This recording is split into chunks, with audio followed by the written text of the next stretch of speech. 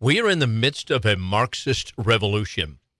And the Marxist revolution has a pincer strategy that is absolutely squeezing middle America. You have it from the academy, that is the university system that teaches wokeness, which is Marxism, and that's what we're going to talk about today. You have it from the big tech, and that is social media, all of those platforms. They push political correctness and wokeness. And then you have it from other sides as well. You have it even in corporate world that is pushing on us, the educational world, the entertainment world. This pincer strategy is working on all sides. And then you have on top of that the government that we now have, Build Back Better. That's what Joe Biden ran on. What do you think Build Back Better means? Well, you have to tear down before you build back. And so that's what they're about. They're about tearing down the nation. If you don't recognize that to be the case, I can't help you, because we have no borders. That is simply open borders. We have absolutely a socialistic system. Our law enforcement is crumbling under the pressure from government, and we're absolutely facing a Marxist revolution in America, the likes of which our forefathers warned us about. So we'll talk about this Marxist revolution and woke ideology, and that's what our topic is today. So let me begin with a couple of illustrations. One of them is, basically, let me just back up and say this.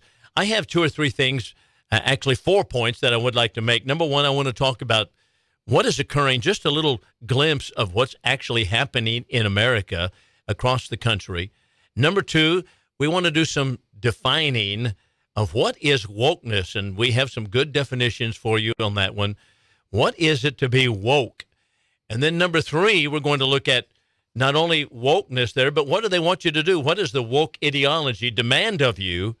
And then number four, what does God say on the subject? You know that we call this program Patriotic Pulpit, and that's a pulpit because we want to go back to God's Word. What does God have to say on these particular topics? So let's think about, first of all, by way of introduction, a couple of slices of what's taking place in the academy and other areas. Number one, Wellesley College, and this is told by Noel Merring. By the way, Noel Merring wrote a book called Awake, Not Woke. I had a whole series of lessons that I entitled after what she had called her book.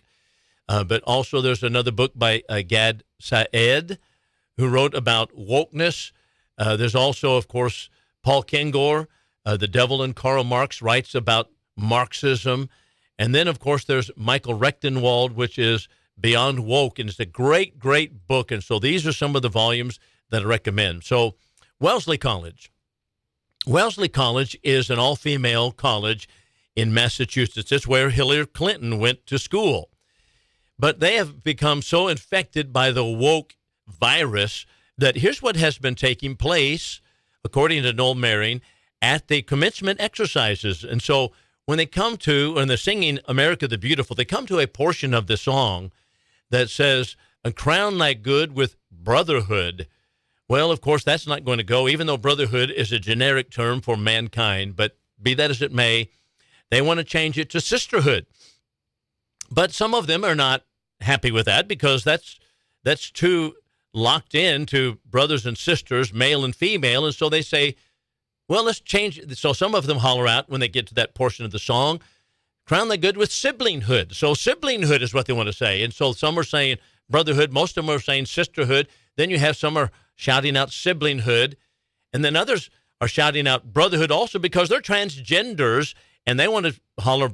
So it's a mishmash of confusion is what it is. And that really is a slice, a microcosm of what's taking place in America. There's one woman there who wants to identify as a male. And as a matter of fact, she even puts it this way. I'll have to kind of look at the note on this one. She says she wants to identify as a masculine of center, genderqueer. And she calls herself Timothy. So she applied for a job on campus at Wellesley College, and she was denied because she represents white male privilege. White male privilege. Well, it's almost you can't even make this up. It's absolutely so crazy. Same thing happening in the churches. This is an example from the Church of England, happened 2 years ago. that is the Anglican Church. They had a big meeting, and they wanted to talk about, and one of the members, actually, one of the so-called lay members, asked, what is our definition of a woman? You know, remember, of course, Ketanji Brown Jackson could not answer the question either. Well, I have to look at my biology textbook before I answer that question, or I'm not really up on that, but be that as it may, the man's name was Adam Kendry. He asked the question of the Church of England's General Synod, and the Right Reverend Robert Innes, as he is called, the bishop, senior bishop, Right Reverend Robert Innes. There's a mouthful of titles for you. He said this. He said, well, there is no official definition, which reflects the fact that until fairly recently, definitions of this kind were thought to be self-evident as reflected in the marriage liturgy.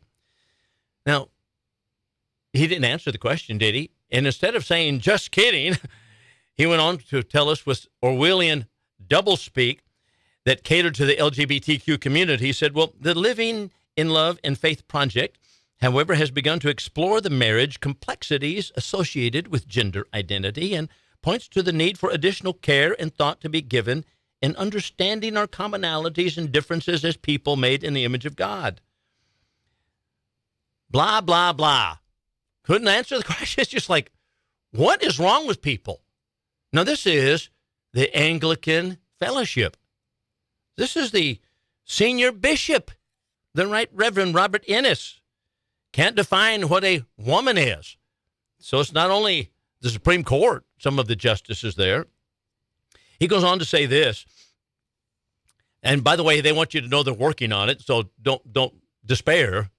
The Church of England is working on it. He goes on to say the Church of England is keenly aware that issues of gender and sexuality are intrinsic to people's experience, the sense of identity of their lives, and the loving relationship that shape and sustain them. That's the website for the church, actually.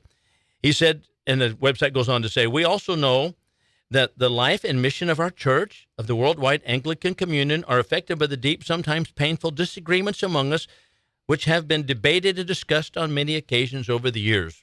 Talking about how do you define a man or woman? Incredible, isn't it?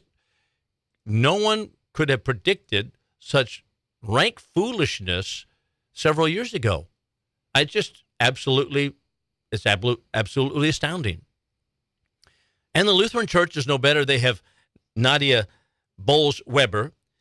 She writes a book regarding the sexual revolution, and she says basically this. She says, in her experience, she says, we need to reconstruct the moral architecture surrounding sexuality. Now, think about that for a moment. Reconstruct the moral architecture surrounding sexuality. What in the world does she mean? Obviously, she means, we need to put a stamp of approval upon homosexuality, transgenderism, women in the pulpits, and on it goes, in spite of what the Bible teaches very plainly. That's what she's saying. But they want to put it in all this double-speak talk. Now, here's a conservative school, and this is from Oklahoma. This is Oklahoma Christian. And I went to Oklahoma Christian. This was from 2019. They had a name on one of the buildings there that was Nicholas Brody Hardiman. And this is just to give you an illustration of how sensitive they want us to become. N.B. Hardiman was one of the great preachers of yesteryear, born in about 1880 or so, died in the 1950s. And he had huge meetings at the Ryman Auditorium in Nashville, Tennessee, baptized so many people into Christ, did so much good work. He was instrumental in introducing a black preacher by the name of Marshall Keeble to Freed-Hardeman University, which was co-named after him. So OCC, or Oklahoma Christian OC, had Hardiman's name on one of the buildings in memorial to him. But someone went back and discovered that another preacher by the name of Foy Wallace had brought some black preachers to see him at a tent meeting back in the 1930s, and Hardiman met them behind the big tent. And that was enough. Now, all of a sudden, it's racist, and the idea is racist, and it kind of reminds me of the statement by Richard Evans in his book regarding the Third Reich. He said, we have to remember that yesterday is a different country, and people did things differently there, but no matter. That made people so upset. They're so sensitive to it. And one person at OC, on one of the articles I read in the Christian Chronicle, said, I can't even worship in the building because his name's on it. And I knew that happened in the past, and it's just terrible. So they took his name off the building. Now, I'm telling you that we have a revolution and this turning upside down everything that we know in our country, everything that we hold dear. Not to say that everybody in the past made the decisions perfectly as they should have made, but be that as it may, this is absolutely the destruction and the restructuring of society along Marxist lines. So what's actually occurring? Well, number one, we have just basically a culture war. A culture war. Gad Said said this. He said, college campuses are becoming ecosystems of intellectual garbage. And that's exactly right. It's just a complete culture war that's taking place. The poisoning of society. A revolutionary change in a society. We're revoking passages and concepts such as encapsulated in Genesis 1:27, God created man in his own image. In the image of God created he him. Them, male and female, he created them. Male and female, but we're revoking that. Well, we just don't know. There's so many identities that one can identify as. Not only that, but we're revoking the idea of science. Science is testing, having hypothesis, testing, drawing conclusions, going back and retesting. What is the physical evidence? What does it point to? But we're told that science is a white colonial way of thinking. Same with logic. Logic is drawing conclusions warranted only by evidence. That's what's used supposedly in our court system. That is, draw conclusions only warranted by the evidence. What does the evidence point to? That's logic. That's law. But we're told also that's a white colonial way of thinking. You don't want to be involved in logic on that one. So also regarding history. They're rewriting history. They're tearing down statues. They're tearing names off of buildings, as we give an illustration a moment ago. And how about the business model?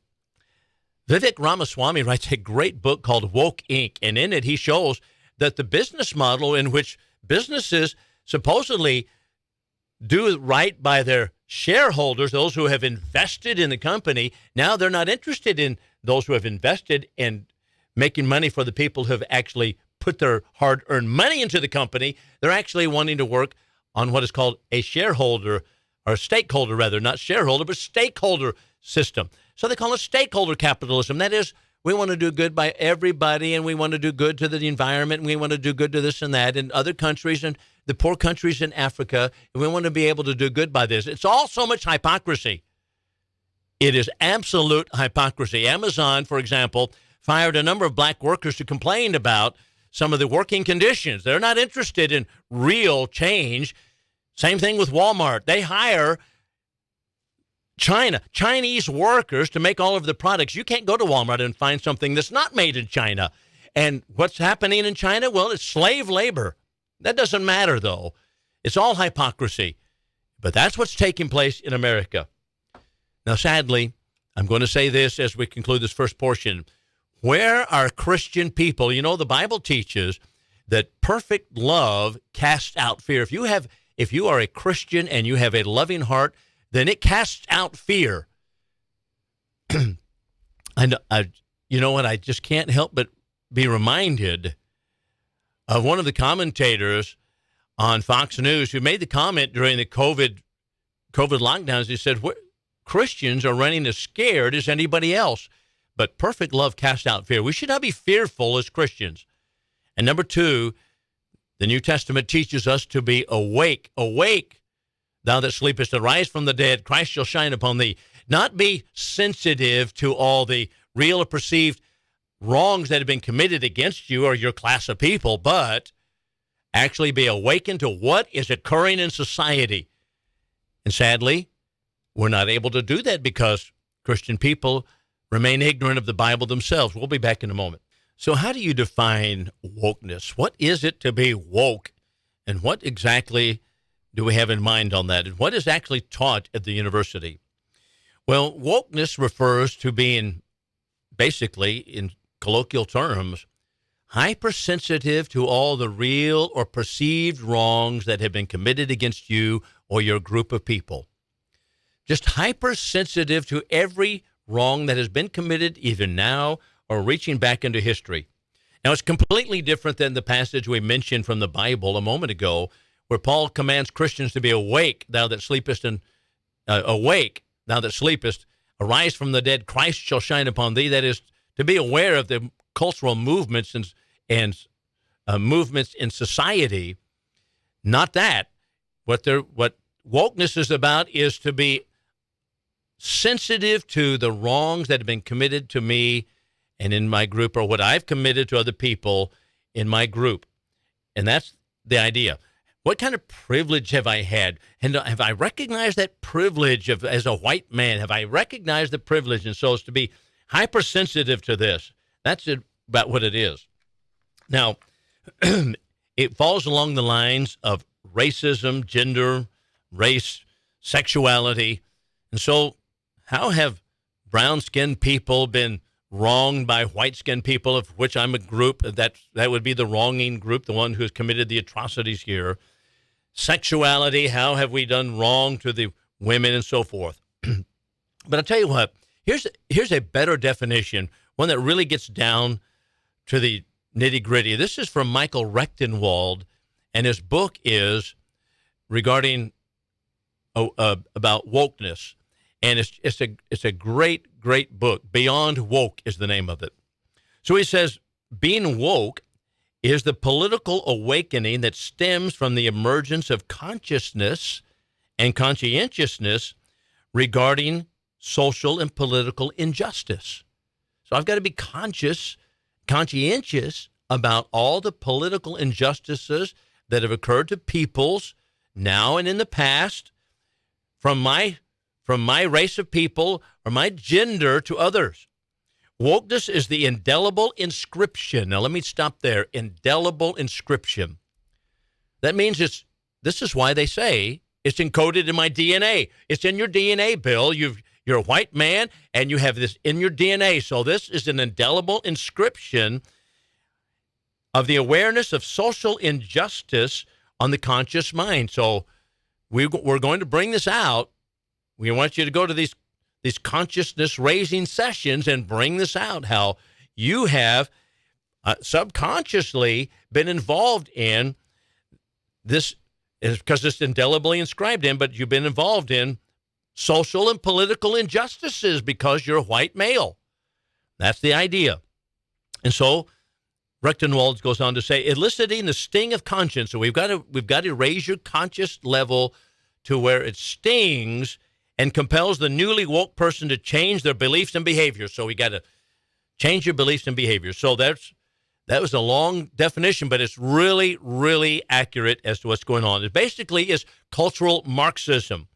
Let me just stop here. What is cultural Marxism? Well, classic Marxism is built on atheism, dialectical materialism. That's all atheistic. And so atheism is the starting point with Karl Marx and Friedrich Engels. So after that, you have atheism. Now you have to have the abolition of private property. You have to get rid of private property because the aggrandizement or collection of properties that you have is an injustice, a social injustice, an imbalance in society. So you're going to have to get rid of, and no longer any private property. This is, by the way, exactly where the United Nations is right now, isn't it? The United Nations tells us with the World Economic Forum we talked about last week is, in the future, you will own nothing. This is Klaus Schwab, I'm quoting. You will own nothing and you'll be happy. Don't you know you'll be happy? Don't own anything. Well, who's going to own everything? Well, that will be the man, Klaus Schwab, or the organization, World Economic Forum, the United Nations. They will own everything, and they'll mete out to you this is what they mean. They will mete out to you what you need just to get by. And it includes eating bugs. They have a whole section in the WEF talking about the greatness of eating bugs. Well, okay, that's because you'll own nothing. That's the abolition of private property. That's what Karl Marx had to say. So abolish private property. By the way, Karl Marx preached violence, class struggle and violence. Now, let me just stop here for a moment. The class struggle was the bourgeoisie, that is the middle class people, the property owners, versus the proletariat, the workers, the worker bees underneath. And he says there's always this clash in society, and this clash brings about a synthesis, and then that will once again turn into another clash later on, and so it goes on and on and on. And it just stair steps until you have the perfect society of communism. Now, that's classic Marxism, but wokeness is cultural Marxism. It kind of stalled the classic Marxism in the 1960s, and so what they did was they said, well, look here, this is the academy. They said, well, we can't really engender strife because Marx was all about the workers of the world unite and violence. He was about violence. Marx himself preached violence. A lot of people don't understand that, but you read a little bit of Karl Marx, and even in the Communist Manifesto, talks about violence, and that is the forcible changing of society. He talks about force, using force in society. So, be that as it may, now we're going to have to divide society up, not between the bourgeoisie and the proletariat, property owners, and the worker bees beneath, but now we're going to divide society along race, gender, and we call it diversity, inclusion, and equity.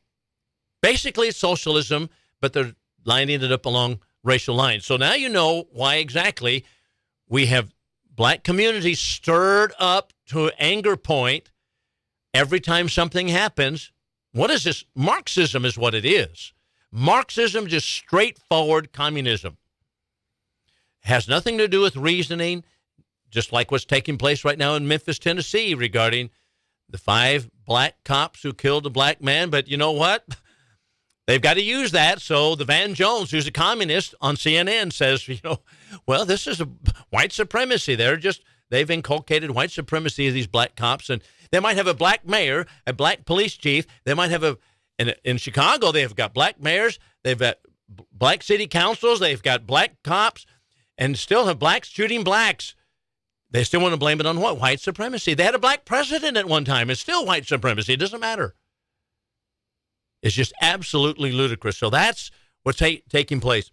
That's cultural Marxism, and that is wokeness. To be woke is to be sensitive to all of these things. So as an illustration, Obama went to Occidental College. Occidental College, you can look on the website. It has Department of Critical Theory and Social Justice, and it brags that it teaches the principles of Marxism, psychoanalysis, the Frankfurt School, deconstruction, critical race studies, queer theory, feminist theory, and post-colonial theory. That's a direct quote. And notice that it was Marxism. It's exactly what it is. That's why I opposed him as president, not because of blackness or whiteness, because he was a Marxist, and he still is a Marxist. And we have a Marxist revolution going on now. Now, what do they want you to do? We'll talk about that when we come back from break. Now, what are we to do? That is what does the woke ideology demand of us to do? Now, some of these notes I've gleaned from Michael Rechtenwald. I recommend you read his book, Beyond Woke. Now, the reason that his book is so good is simply because he was a professor at New York University. He calls himself a liberal left active social media participant. But he goes on to say, my skepticism and resentment in my political tribe's insistence that I affirm its increasingly crazy claims had been growing steadily to this point. My tipping point, he tells, came about, and his break from woke ideology involved the pronoun wars, because what happened was that University of Michigan, you may remember I think this was maybe 2019. Anyway, at the University of Michigan, these college students, they're all into the wokeness, and they are choosing their pronouns, what kind of pronoun they want to go by. And one student chose His Majesty. He wanted to be called His Majesty. I mean, pretty clever, but, Michael Rechtenwald kind of started lampooning the whole concept of choosing your pronouns and he made a satirical comment on social media. He said, before I could get to the social media page to see the response or the responses of it, he said, all pandemonium had broken loose. A histrionic reaction had ensued. Hundreds of condemnatory threads and subthreads multiplied beneath the link. Dozens and dozens of Facebook friends had sent private messages demanding explanations and retractions. I was accused of betrayal, discursive violence, transphobia. I soon became a defector from the party line. The university would come down on me like a ton of bricks. So they eat their own, is what Marxists do. And that's exactly what's taking place. So some of these notes here, some of the ideas I've just kind of gleaned from Michael Rechtenwald, actually siphoned some of those things down or kind of boiled them down to some basic points. So what are we to do as the woke ideology would have us to do in order to make good on all the wrongs that we've committed? Because we're oversensitive. We need to be hypersensitive to all the wrongs that we've committed. So, number one, acknowledge your transgressions. That is, you can't redress the transgressions until you acknowledge your transgressions. What is your transgression? Well, your transgression is that you have acted carelessly from a position of privilege. You lived a privileged life, Bill, and you've been a white male, and because of that, you have had so much privilege, and so you have to acknowledge that. So you're going to have some woke works here, and so that your transgression has been you've unconsciously lived in a position of privilege. You've denied to other people things, and you just don't know it, but that's the things you have to be aware of, number one. So you have to acknowledge your transgressions. Number two, you have to acknowledge, and by the way, how do you acknowledge it? Well, to acknowledge it, number two, you have to go to consciousness-raising sessions. What are these sessions? What are these woke consciousness struggle sessions? What are these? How are you going to struggle? That is, you're going to be preached to that you have lived a privileged life, and you have to become aware of all of this. And so the struggle sessions is that you're going to have the woe is me attitude because you're white, and you've got it in your DNA, and you've been prejudiced against brown-skinned people and against women simply because of the position that you have. So that there are two things that they will have in these struggle sessions. How have I been hurt? And what do I want? Or how have I hurt other people because I'm a white male? And what do I need to do about it? So how do I make penance here? So how do I acknowledge it?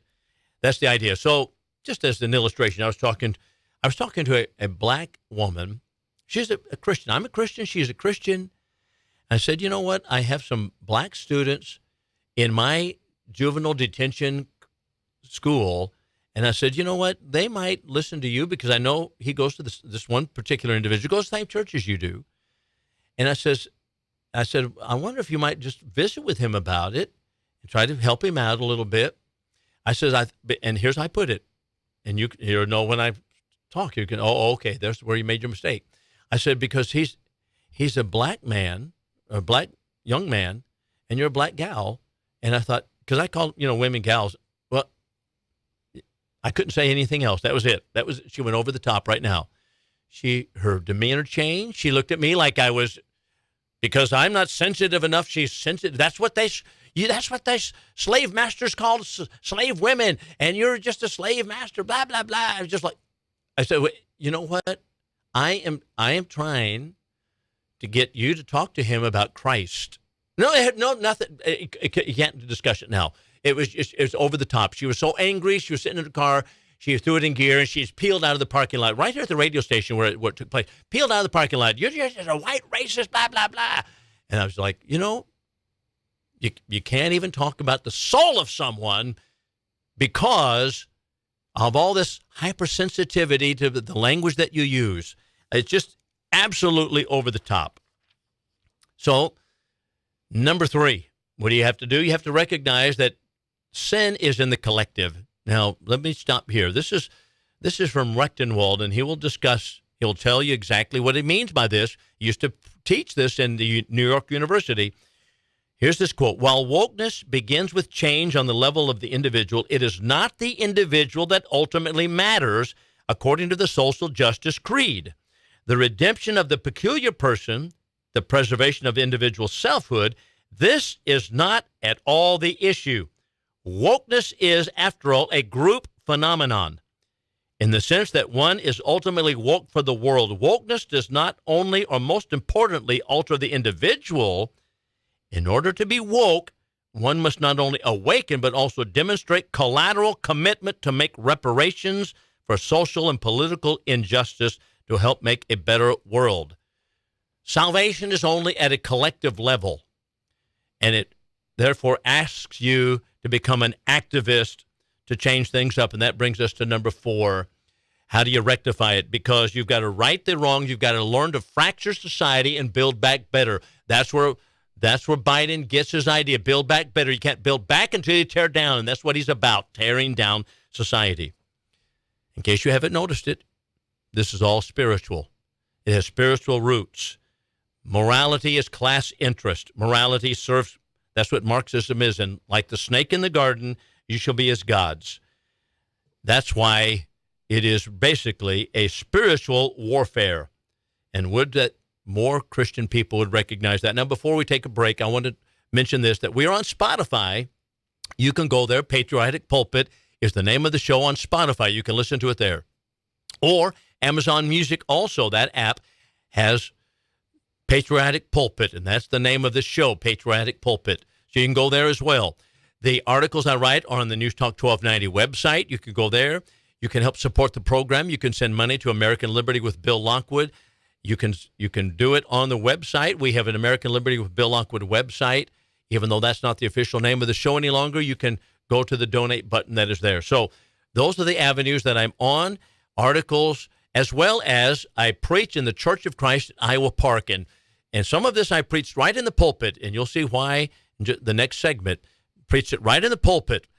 And so you may go there and listen to, I have a long drawn-out series on Awake, Not Woke, and other things as well. So iowaparkcoc.org. You can read all the things I write. You can hear the sermons I preached, and you can go there as well. So that's how you find me on whether it be social media, websites, radio shows, and the News Talk 1290 website. We'll be back in a moment. All right, so we've come down to the final segment. We're going to talk about what does God say about this Marxist revolution. What does God say about the woke ideology? And so we'll track along the same basic points that we looked at the last segment, and that is acknowledge your transgressions. How do you acknowledge it? How have I been hurt? Collectivizing sin, we'll talk about that, as well as how we're going to rectify it. So let's talk about those different things.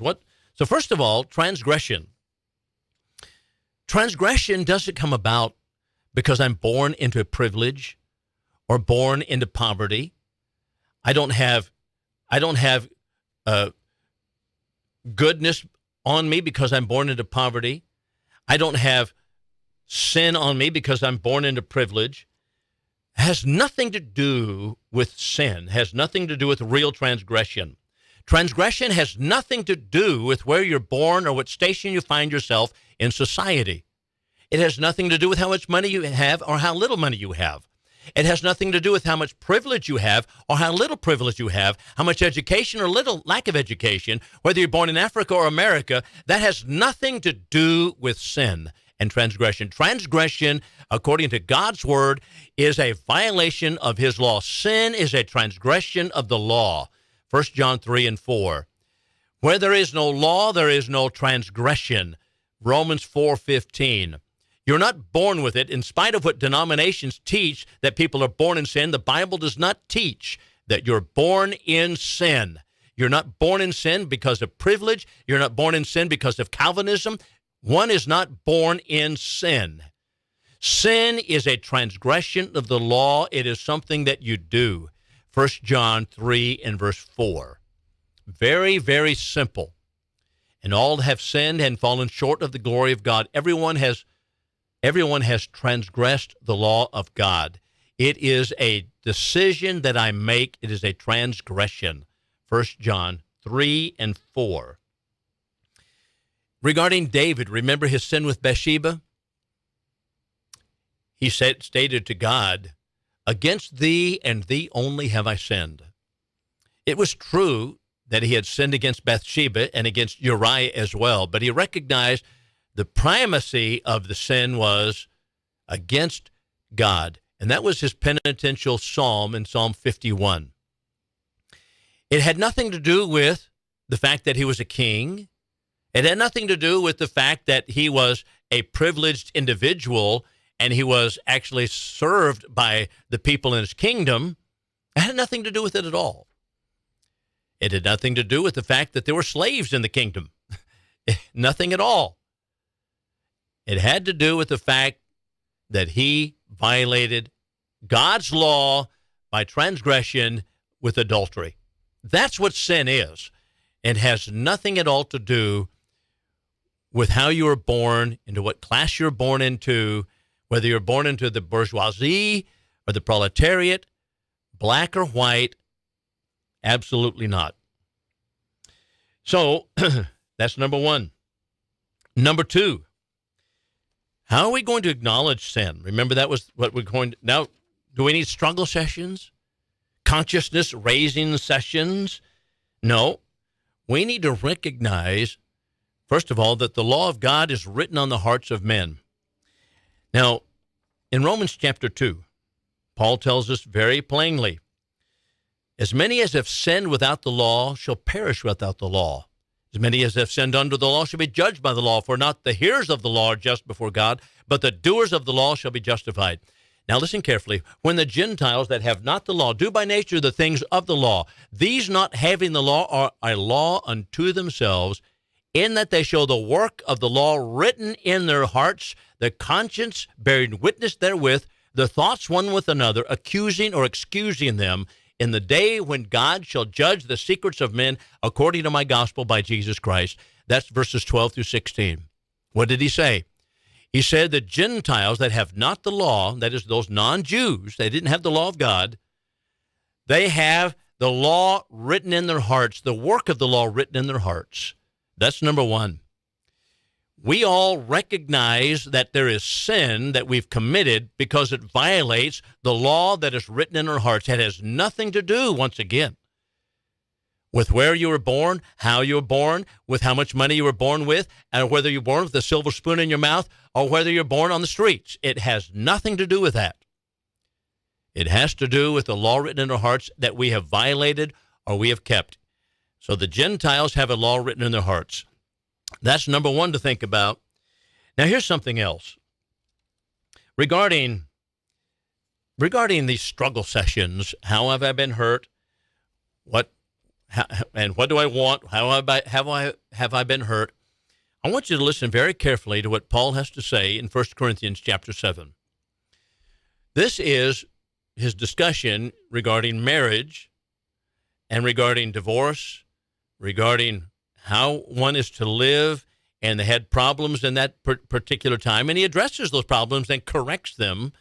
We need to note that. But he makes a comment here in verses 18, or rather verse 17 and following, 1 Corinthians chapter 7, about where you're born and how you came into Christ. And I want you to listen carefully to what he has to say. Only as the Lord has distributed to each one, as God has called each, so let him walk. Was any man called being circumcised? Let him not become uncircumcised. You know, there were possibilities in that time, in that clime, even in the first century, where those who had been circumcised would actually try to reverse that circumcision, believe it or not. But that's what they tell us in the first century. So was any man born being circumcised, or rather called being circumcised, as come into Christ being circumcised, that is a Jewish man? Seek not to be uncircumcised. Was any called in uncircumcision? Seek not to be circumcised. Circumcision is nothing, and uncircumcision is nothing, but keeping the commandments of God. Let each man abide in the calling wherein he was called. Now listen carefully to the next line. Were any of you called being a slave? Care not for it. Nay, even if you can be free, use it rather. Because he that is called in the Lord being a slave is the Lord's freedman, and he that was called being free is the Lord's slave. Now that's pretty strong, isn't it? In other words, the New Testament teaching does not turn people into rabble-rousers and street thugs and going around talking about the underprivileged that they have had in life. Instead, he says, don't worry about it. Why? Because there's a bigger issue at stake, and that is, does it further the cause of Christ? Care not for it, he says. Don't worry about it. Then he goes on to say, verse 22, verse 23, you were bought with a price. Become not slaves of men. That is, if you become caught up in Marxist ideology, woke ideology, you become a slave to other people and their doctrines. You're a slave either to God or you're a slave to Satan. One of the two. There is no third option. And Marxism, as Karl Marx proudly told us many, many times, himself was a slave to Satan. And you follow his ideology, that's exactly what you are. So Paul tells us, don't worry about that. Now, why would he say don't worry about it? Because there's a bigger issue at stake, and that is whether you can further the cause of Christ. That's what he means by use it rather. Were you called being a slave? Care not for it. That is, don't worry about it. Even if you can be free. That is, you're not to push to be free. The idea is there's a bigger issue at stake here. Use it rather. That is to further the cause of Christ. Now, people are going to ask me immediately, they'll say, well, are you saying that Christianity endorses slavery? No, that's not at all the case. Christianity permeated hearts one individual at a time, not a social class, and changed Roman society over several centuries. And what had been a persecuted religion, Christianity, became a legal religion in the time of Constantine in the 4th century. But it was done by permeating individuals and changing their hearts one person at a time. That's the way Christianity operates. It does not create street thugs. It does not make firebrands that go out in society and upheave society and turn it over. That's what we are lacking today. It's not about all of that. It's about changing one heart at a time. Here's another passage. I want you to think about this one. This is from Philippians chapter 1. Paul's writing, doing the writing here, and he's writing from prison. And as he's in prison, he writes to the church at Philippi and tells them some things he wants them to know. And one of the things is regarding the fact that he's in prison and how they're to regard it, because how he regards being in prison. Now, can you imagine Paul having a struggle session, a consciousness-raising session? You know, he can gather all of his followers around him and say, you know what? I'm in here because I'm a Jew. I'm a Jew, and the Romans hate the Jews, and they're about to destroy Jerusalem. We know that's the case, and we're going to destroy us all. And the reason that I'm in here is because I'm a Jew. And he could get all involved in that, start the Anti-Defamation League in the 1st century, and get everybody all worked up about it. No, I want you to listen carefully what he had to say. I would have you know, brethren, the things that have taken place here or happened unto me have fallen out rather, that is, happened according to me, and have happened for the progress of the gospel, so that my bonds became manifest throughout the whole Praetorian Guard and even all to the rest, that most of the brethren in the Lord, being confident through my bonds, are more abundantly bold to speak the word of God without fear. Some indeed preach Christ, even of envy and strife, some also of goodwill. The one do it of love, knowing I'm set for the defense of the gospel, but the other proclaim Christ of faction, not sincerely, thinking to raise up affliction for me in my bonds. What then? Only that in every way, whether in pretense or in truth, Christ is proclaimed, and therein I will rejoice. I rejoice, and I will rejoice. I know this shall turn out to my salvation through your supplication and the supply of the Spirit of Jesus Christ. What's the point? The point is there's a lot bigger issue involved, and that is, does it further Christ, yes or no? That's what we should be involved in. That's what our early founding fathers were involved in. That's what they wanted. That's why they wanted this to be a Christian nation. And so, no, the struggle session is not about, I'm persecuted because I'm a Jew.